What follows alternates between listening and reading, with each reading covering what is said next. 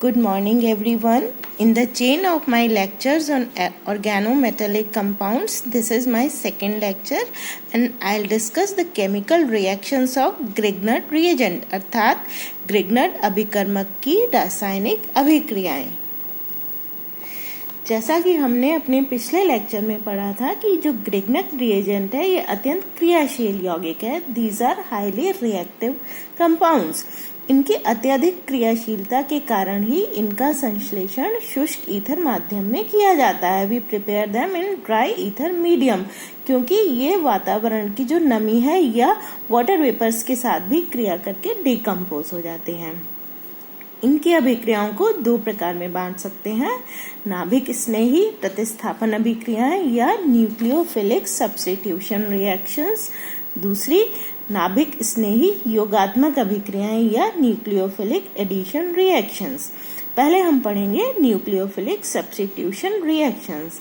जैसा हमने पढ़ा था कि इनमें जो एल्काइल ग्रुप है वो इलेक्ट्रोपॉजिटिव मैग्नीशियम मेटल के साथ जुड़ा हुआ होता है, तो इस ध्रुवीय सहसंयोजक बंध या पोलर कोवेलेंट बॉन्ड के विषमांश विखंडन या हेट्रोलिटिक फिशन द्वारा एक कार्ब एनायन का निर्माण होता है और ये नेगेटिवली चार्ज कार्ब एनायन किसी भी नाभिक स्नेही या न्यूक्लियोफाइल से जुड़ सकता है। अतः जो ग्रिग्नार्ड रिएजेंट है ये सक्रिय हाइड्रोजन युक्त या हैलोजन युक्त यौगिकों के साथ न्यूक्लियोफिलिक रिएक्शंस देते हैं। अब हमको समझना होगा कि what are active hydrogen compounds या सक्रिय हाइड्रोजन युक्त यौगिक क्या होते हैं।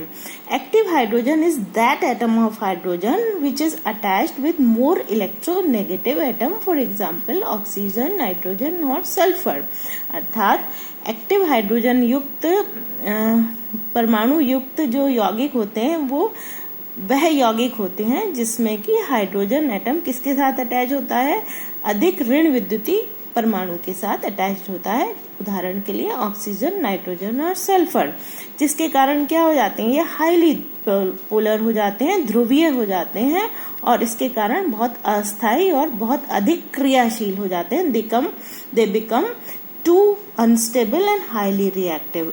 और इसके कारण क्या होता है कि रासायनिक अभिक्रियाओं में ये एक प्रोटॉन के रूप में पृथक होते हैं। They leave as a proton during chemical reactions. इनको हम कॉमनली एसिडिक हाइड्रोजन भी कहते हैं। अतः हम क्या निष्कर्ष निकाल सकते हैं कि एक्टिव हाइड्रोजन युक्त यौगिक वे यौगिक है which are able to give a proton, जो एक प्रोटॉन देते हैं रासायनिक अभिक्रियाओं में।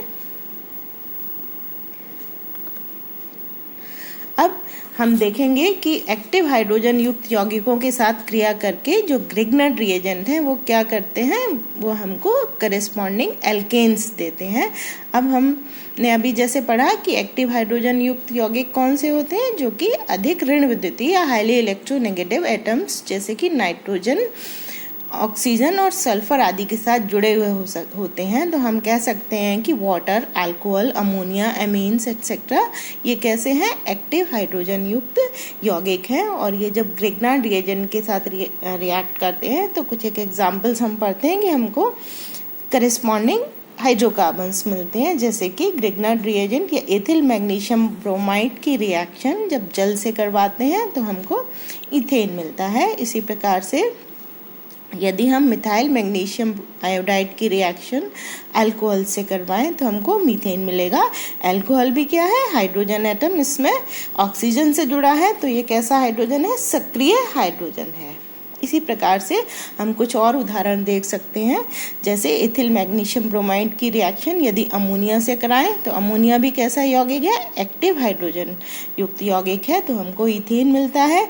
इसी प्रकार से प्राइमरी और सेकेंडरी अमीन्स के साथ भी क्रिया करके हमको करेस्पॉन्डिंग हाइड्रोकार्बन्स प्राप्त होते हैं। For example ethyl magnesium iodide की रिएक्शन यदि हम प्राइमरी अमीन से करवाएं तो इथेन मिलेगा। इसी प्रकार से मिथिल मैग्नीशियम आयोडाइड की क्रिया यदि हम सेकेंडरी अमीन के साथ कराएं, इसमें भी क्या है, एक एक्टिव हाइड्रोजन एटम उपस्थित है, तो हमको मीथेन प्राप्त होता है।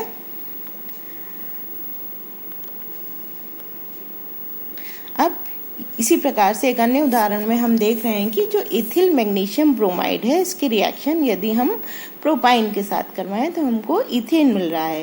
यहाँ पर एक बात इम्पॉर्टेंट है कि ग्रिग्नार्ड रिएजेंट एसिटिलीन अथवा किसी वन एल्काइन के साथ तो क्रिया करते हैं, क्योंकि हम जानते हैं कि इनका जो हाइड्रोजन परमाणु है वो कैसा है, एक्टिव हाइड्रोजन परमाणु है, लेकिन एल्कीन्स के साथ अभिक्रिया नहीं करते ये, क्योंकि एल्कीन्स का हम जानते हैं कि जो हाइड्रोजन परमाणु है वो एक्टिव हाइड्रोजन परमाणु नहीं होता।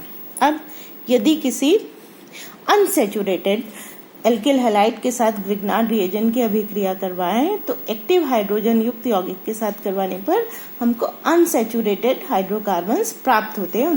उदाहरण के लिए विनाइल मैग्नीशियम ब्रोमाइड की रिएक्शन यदि हम करवाएं किसके साथ, किसी प्राइमरी अमीन के साथ करवाएं तो हमको इथीन मिलता है। अब यदि मिथाइल मैग्नीशियम हैलाइड का प्रयोग किया जाए तो किसी यौगिक में प्रेजेंट प्रत्येक एक्टिव हाइड्रोजन एटम के लिए क्वांटिटेटिव रूप में 1 मोल मीथेन बनेगा।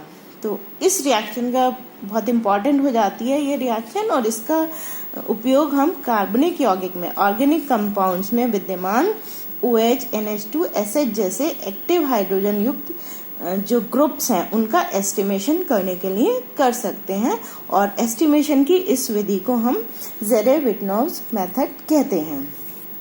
अब ये तो हुआ reaction of Grignard reagent with the compounds having active hydrogen atom.